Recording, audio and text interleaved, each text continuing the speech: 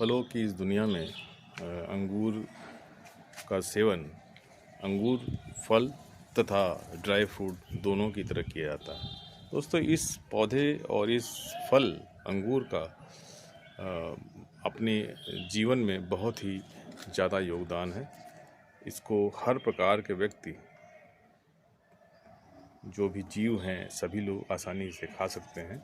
हालांकि ये जब कच्चा होता है तो खट्टा होता है, परंतु पकने पे बहुत ही मीठा हो जाता है और इसकी स्वीटनेस इतनी ज़्यादा होती है कि भाई इस अंगूर को सामान्यतः डायबिटिक के रोगी नहीं खाते हैं या बहुत कम सेवन कर पाते हैं। दोस्तों, ये पौधा भी उसी का है और ये पौधा बहुत ही खूबसूरत है। देखिए, ये 1 साल पुराना पौधा है और इस साल इसको हमने रिपोर्ट नहीं किया है, परंतु इसकी ग्रोथ बहुत अच्छी है। ये एक छोटे से गमले में लगा हुआ है और इसमें देखिए, ये पौधा यहाँ से ग्राफ्टेड है।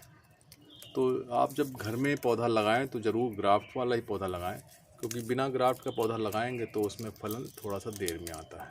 हालांकि जितने ये वैरायटी जो हमारे लोकल उत्तर भारत की वैरायटियां हैं, काले वाले अंगूर, वो सामान्यतः आसानी से गमले क्या अगर थोड़ा सा गमला बड़ा करके ग्रो बैग कर लेंगे तो उसमें फलन अपना शुरू कर देते हैं। लेकिन फिर भी हमने हरा वाला भी लगाया हुआ है, काला वाला, परंतु ये हरा है और जैसा हमारे नर्सरी वाले जी ने बताया था कि ये मीठा होगा और सोनाटा वैरायटी का है। अब हम देखते हैं कि ये सोनाटा वैरायटी निकलता है नहीं निकलता है, तो जब फल निकलेगा तभी पता लगेगा। लेकिन पौधा बहुत खूबसूरत है। हमने कोशिश करी है इसको किसी प्रकार का स्ट्रेस में न लाएं और हमेशा इसको ध्यान से इसको अपना पूरा खुराक देते रहें। हालांकि ऐसा कहा जाता है कि इसको नॉनवेज खाना ज़्यादा पसंद है। हालांकि इसमें हम जैसे सामान्यतः सबको ही देते हैं, उस प्रकार हमने भी इसको बोन मील दी है। इस साल जब बरसात आएगी तो हम इसको किसी ग्रो बैग में ज़रूर रिपोर्ट करेंगे, क्योंकि जड़ें मुझे लगता है बहुत इसकी बढ़ गई हैं और इसकी हालांकि ग्रोथ में कोई कमी नहीं है, बहुत बढ़िया चल रहा है। अभी तो गर्मी इतनी ज़्यादा है, टेम्परेचर बहुत ज़्यादा बढ़ गया है। इस समय इस पौधे को या किसी पौधे को रिपोर्ट करना थोड़ा खतरे से खाली नहीं है। लेकिन थोड़ा सा ही जैसे टेम्परेचर कम होगा 2 महीने के बाद, जैसे ही जुलाई आने वाली होगी या जब बरसात होगी जुलाई में, तब हम ज़रूर इसको रिपोर्ट करके एक ग्रो बैग देंगे। फिर देखते हैं कि अगले साल जनवरी में इसमें किस प्रकार से फल आते हैं या नहीं आते हैं। फल से पहले फूल आएंगे। इस बार इसमें फूल भी नहीं आया है, इसका मतलब अभी फ़िलहाल इसकी ग्रोथ और मांगता है या रूट बाउंड हो गया होगा। रूट बाउंड होने पर भी दोस्तों ये फल नहीं देता। तो पौधे को जब भी आप लगाएं तो ये ज़रूर बचाएं कि अगर रूट बाउंड हो गया तो रूट बाउंड होने के बाद तुरंत उसका गमला बदल दें और थोड़ा सा ऐसे गमले में लगाएं जहां पर उसकी रूटों का विकास ज़्यादा हो पाए, जड़ों का विकास ज़्यादा हो सके। अगर रूट बाउंड हो जाएगा तो उसकी ग्रोथ पे प्रभाव पड़ता है, उसके फल फूल ये सब आने बंद हो जाते हैं या आएंगे भी तो बहुत कम आएंगे। सामान्यतः ऐसा ही देखा गया है। और दूसरे, क्योंकि छोटा गमला है, इसमें आप खुराक भी उसके अनुसार नहीं दे पाएंगे जिस अनुसार उसका बढ़ाव है या जिस हिसाब से उसकी उम्र बढ़ रही है। तो अभी ये 1 साल पुराना ही है, लास्ट ईयर लगाया था तो 1 साल करीब करीब हो गया है। अब इस साल इसको जब ग्रो बैग देंगे तो इसमें हम ज़्यादा खाद भी डालेंगे, गोबर की सड़ी खाद और नीम खली और बोन मील और पोटास। देखिए, पोटास एक ऐसा कंस्टिट्यूएंट है जो आप